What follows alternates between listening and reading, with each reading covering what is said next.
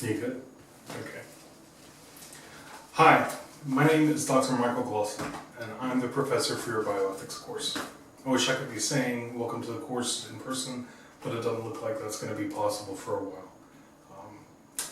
Today, I just wanted to, in this lecture, run through the syllabus and answer some of the questions that I imagine you have in your head, since you can't ask them directly to me right now.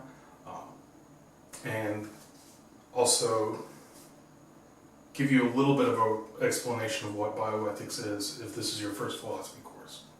So let's start by looking at the syllabus. We'll just use the syllabus to guide us. Everybody should have gotten an email with the syllabus and the course texts in it by now.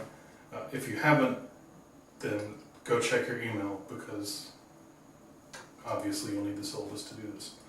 So about the course, that's the first section of the syllabus. A little bit about ethics in general. If you've never taken a philosophy course, ethics is one of the main branches of philosophy. It's just the branch that asks questions about the nature of rightness and wrongness, goodness and badness, and any normal moral question that you've ever asked, any question about what's right or wrong, is an ethical question. It falls into the category of philosophical questions. Even the simple ones that you think are like, sort of everyday questions, like, oh, how should I spend my money? Should I give money to this homeless person? Should I lie in order to help avoid hurting somebody's feelings? Those are all ethical, philosophical questions, because they have to do with the nature of rightness and wrongness, goodness and badness. And that's what ethics is. Bioethics is not its own discipline, really, but it's just a way of collecting together all of the questions about right and wrong that have to do with medical practice or the medical aspects of our own lives. So most of you, or at least I think some of you, are actually some sort of medical student, or are going to go into some sort of medically adjacent work after this, after college. And you're going to be faced with tons of questions that have to do with how you should give service to a person, or what the right thing to do is in a hospital setting. I mean, if you go and work in a hospital, there's no end to the number of bizarre and challenging circumstances that will arise. I've worked as an ethicist consultant for hospitals before, and I can tell you that every single patient that you have is going to present some sort of ethical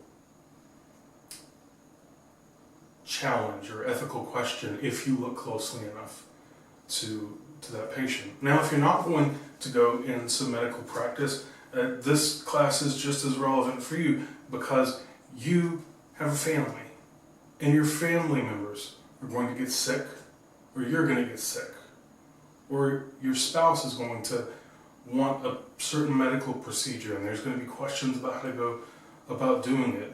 There's no one whose life is not going to be touched by questions of right and wrong, and there's no one whose life isn't going to be touched by the facts of your biology, the fact that you're immortal, for instance.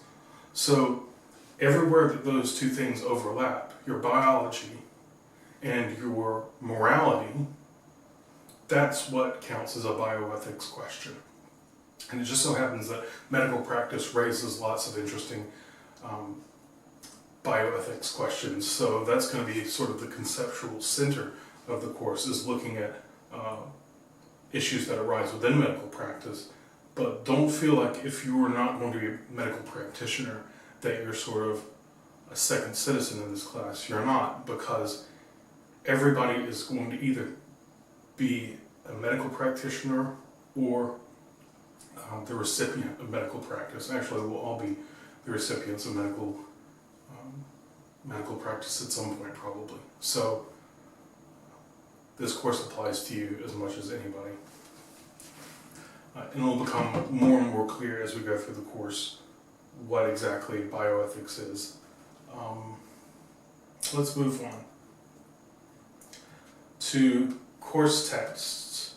I make it a point to never require any of my students to buy any materials, especially textbooks, because it's almost a scam, the prices that they charge. I say that as a person who has my own writings in textbooks, and I don't want anybody paying for those books. The amount of money I get is absolutely insignificant, and the amount of money that you have to pay is super significant a lot of times for college students. $100 is a lot. So all of the readings that I ever have my students do, I give you the PDF or electronic version. There is one book in particular that if you want to read a hard copy of, it wouldn't be expensive, maybe $15 or something, and we'll read through that book in its entirety. It's the only book we'll read through in its entirety. It's by a guy named Atul Gawande, who is a doctor who sort of created a second career as a writer, and he's super thoughtful and reflective about his experience as a caregiver, a medical caregiver, and I think that you will genuinely enjoy reading that book. It's one of the books that you'll find yourself recommending to people after you've read it. The rest of the texts in the course are going to be taken from more or less scholarly sources that deal with particular medical ethics questions. Questions like abortion, genetic modification of humans and non-humans, in vitro fertilization, right to death or right to end your own life when you want, all those sorts of questions. So we'll sort of work through a list as the semester goes on. We'll hit each topic at about a week per topic, which you'll see in the end of the syllabus. So you have all of the texts either in your email, or when we get to them, I will send you the text when it's time to read them. You have assignments, a list of assignments. The way the course is broken down is there's several different ways that you'll be able to earn your grades. There's a weekly journal that you'll keep, 2 short papers. The weekly journal is worth 20%, the 2 short papers are worth 20%. You'll have 2 presentations to do where you'll record a video and awkwardly stumble through it the way I'm doing right now, and you'll upload it and explain one of the readings for us. You'll have a final project, and that final project itself will amount to about 40% of your final grade, but it'll be broken up in the following way. You'll have to do a proposal. That is, just write a short 2 or 3 page overview of the project that you want to do. It could be a research project, it could be if you're an art student, it could be an art project, it could be a videographical or a documentarian or anything that you like. You'll propose it to me. That'll be worth about 10% of your final grade as just that proposal. You'll have a first draft of your project after I've approved it. Whoa, my pen fell apart. After I've approved it, you'll have a first draft that's due for me, and that'll be worth 10%, just me going through it, looking at where you are, and giving you feedback. Your final version of it will also be worth 10%, and then you'll do a presentation where you record just a short-ish, like 10 to 15 minute overview of the project that you did and explain it to the rest of the class, and that'll be worth 10% too. So that one project is something that you should keep in the back of your mind as you're going through the course. If one particular subject or topic in the course becomes like really interesting to you and catches your mind, you should put a pin in that and think about using it as the center of your final project. I know that sounds sort of vague right now because I'm allowing you to be so broad with it, but the closer we get to it, the more we'll talk about it and be able to narrow down some ideas for what exactly you'd like to do. So that's how grading is broken down. And I should say something general about grading. I am not a difficult professor. I don't take any pride in hearing people say that my classes are hard or that it's really hard to get an A. I'm sort of skeptical of teachers who take pride in that or who aim to make their classes really hard.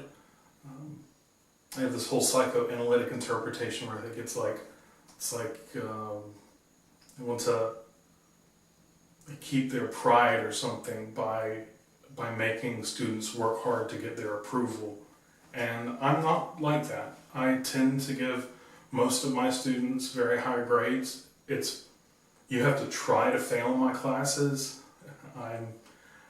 You start with an A and you don't have to earn it.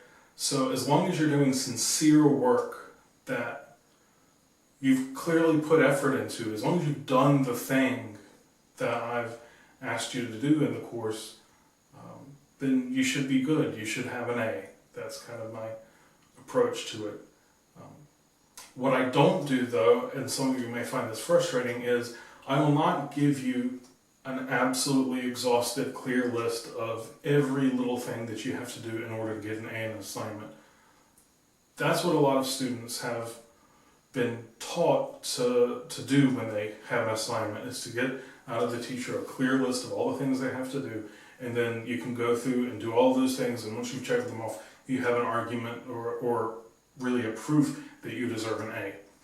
I don't give you all those clear checklist check boxes to tick off because I want you to exert creativity and have some leeway to do work that you can really put yourself into rather than just going through and knocking down a bunch of check boxes. So I hope you don't find that too frustrating. I know that it's a little nerve-wracking if you're really concerned about your GPA to hear that there's going to be wiggle room and there's going to be room for you to, I don't know, express it or make an assignment your own because you really just want to get the A out of the course. But I can tell you that if you go into an assignment genuinely caring, genuinely trying to do good work, it's very hard not to get a good grade in here that way. I'll still give you feedback. You might get a lot of feedback that says, here's how to improve your work, but that doesn't necessarily mean that you'll get a lower grade just because I give you a lot of feedback. Just sincere, thoughtful, substantive work is all I'm asking for. And when it comes to due dates, I think that I'm already a pretty chill person when it comes to due dates, but this format of a class, this asynchronous format, makes me lean even more in that direction. There really is no time that you have to be doing anything in particular for this class.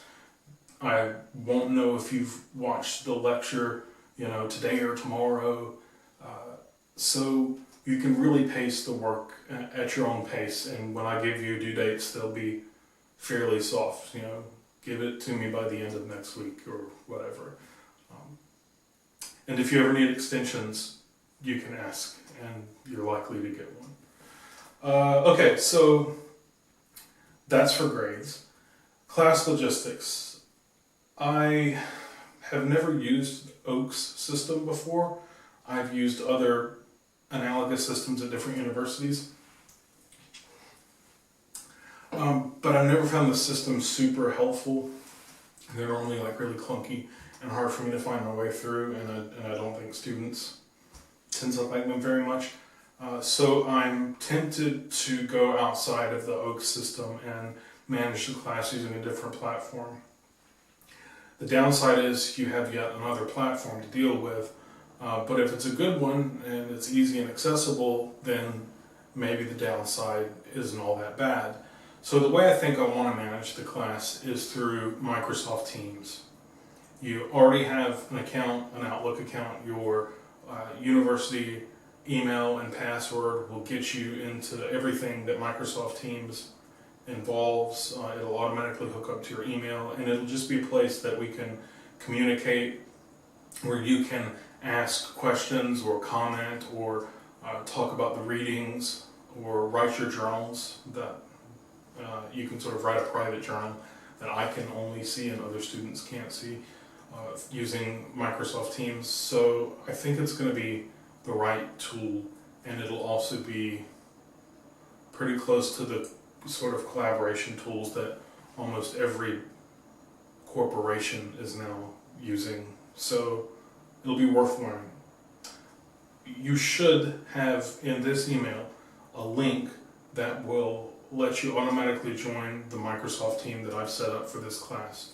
Now there's two sections to this class, section 1 and section 2, but there's no real reason why we should keep those sections separate. You're going to be doing the same work, so I'm just going to mush them all together and everybody will be part of the same team. Because why else would I keep them separate? So you'll have a link to join that Microsoft team, and you should do that by Thursday. There's an academic integrity statement that has to be part of the syllabus. I,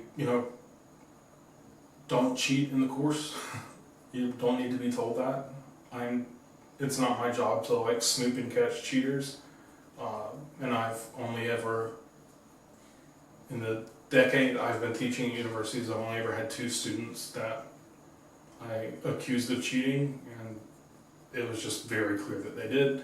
So collaborate all you want. I don't consider that cheating. I don't want you to be doing your work in a vacuum. As much interaction you can get with the other students in the course as possible, do that. Talk about the assignments, talk about the work, show each other your work, all that sort of thing. But just don't try to pass anybody else's work off as your own, and you're fine. General education learning outcomes and bioethics learning outcomes are something else that I have to put in the syllabus, but I think that you'll get a fine sense for what we're trying to do in this course just by reading those and being in the course, so I'm not going to read them to you. There's also an accommodation statement for students with disabilities. If you have any sort of disability that needs a special accommodation, you don't necessarily need to let me know. I don't want you to feel like you have to divulge private information to me, but the Student Disabilities Office will be happy to arrange whatever accommodations you might need. Since we're not meeting in person, and since we don't have a final exam for the course that you might get extra time for, you might take it on your own. It'll probably be minimal people who need accommodations, but if you feel like you need accommodating in any way, don't hesitate to ask me for that, or to go to the disabilities office and have them tell me what you need, because I'm happy to do it. So then there's a daily schedule that starts on page 5 of the syllabus, and it gives you, in the first column there's just a number of days that we're meeting. There's, I think, 28. Yeah, we'll have 28 class meetings, because this class is nominally scheduled for Tuesday and Thursday. And then for each class there's a date, there's a topic that we're going to be working on for that week. My cat is doing something that shouldn't be doing. Maggie! You'll meet my animals through the videos at some point, probably. So there's a topic for each week or for multiple weeks listed, and then there's the readings that are due, and also due dates for big assignments are listed there. So for each day, there's readings that you should do prior to watching a video lecture that I'm going to post, because the lectures that I do expand on the readings rather than summarizing them. My lectures aren't the sort of thing that you can listen to instead of doing the reading. I know some teachers sort of, their lectures are just summaries, but that's not what I'm going to be doing. So do the readings. They're not super long. I never require tons of difficult, you never have to read 100 pages in a week or anything like that.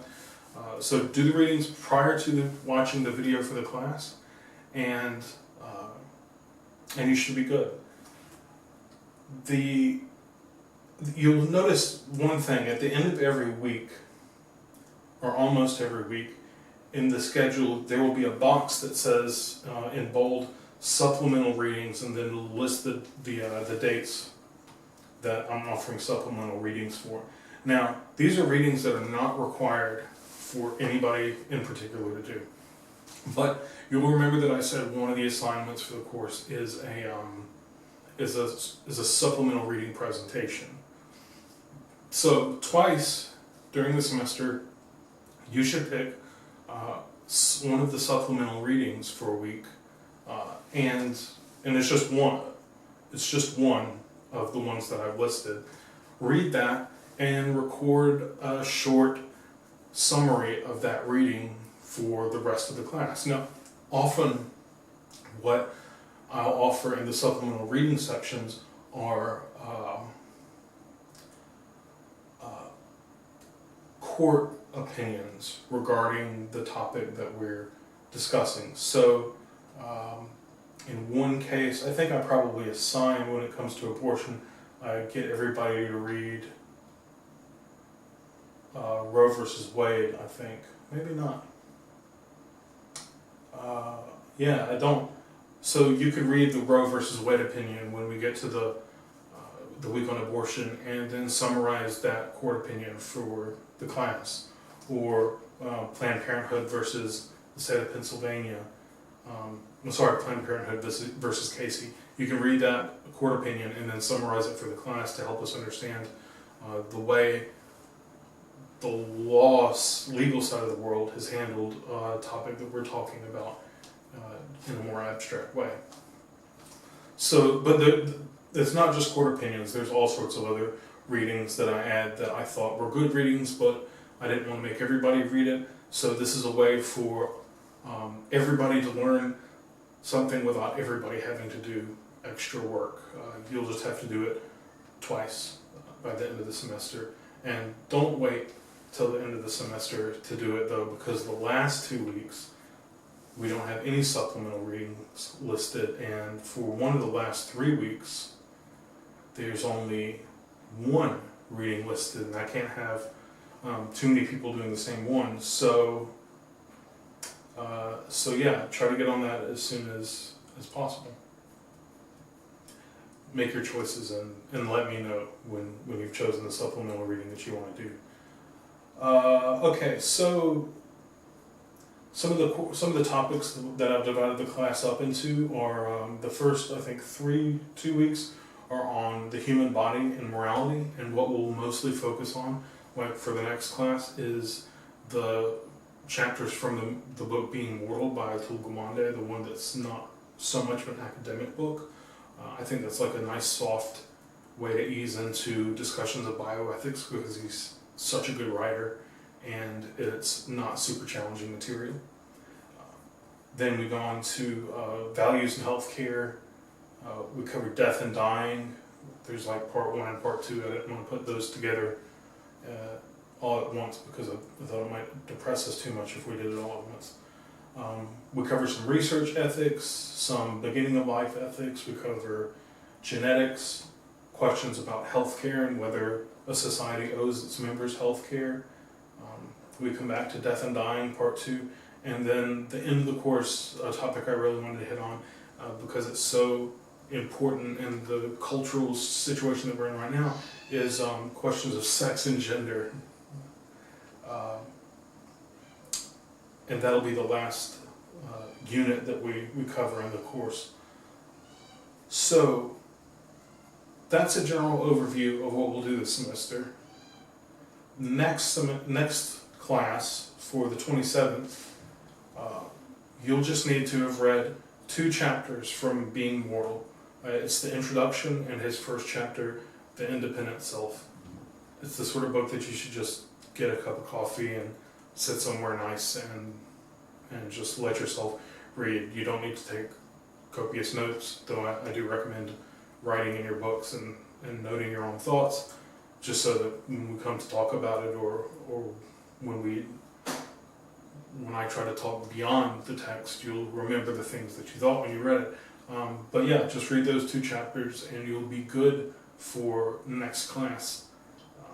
Also, click on the link to the Microsoft Teams team for the class, and that'll give you access to a big sort of chat forum where you can ask any questions you want about the class. I know that normally on the first day, when I get done going through the syllabus and sort of giving that overview of the course, there's students who have all sorts of questions that they want to get clear answers on, and I don't want to skip over that. We're just going to have to do it through the Microsoft Teams forum rather than in person or through email. Email doesn't really work. If you have a question, don't email it to me, because there might be other people in the class who have the same question. So the Microsoft Teams method will let me answer your question and let everybody else see the answer too. So yeah, let's make sure that I hit everything that I wanted to hit. Yeah, I did. Oh, there's one other point that I wanted to make about the readings. You'll find that there's a pretty sizable handful of readings that are normally in the supplemental section that are not legal opinions, but doctrinal statements from religious organizations, usually from the Catholic Church.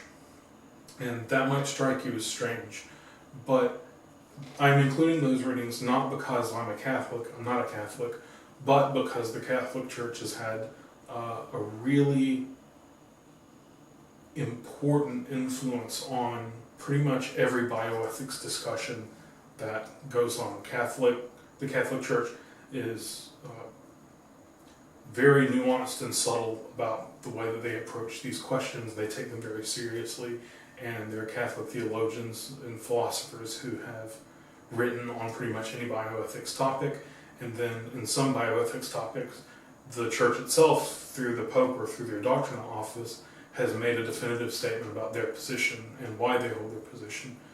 And since 1 billion people in the world listen to that organization and call it their own, certainly some of you do, they're worth hearing out even if you don't believe it. So I didn't want you to come away from the syllabus thinking that there's some sort of attempt to indoctrinate you into Catholicism.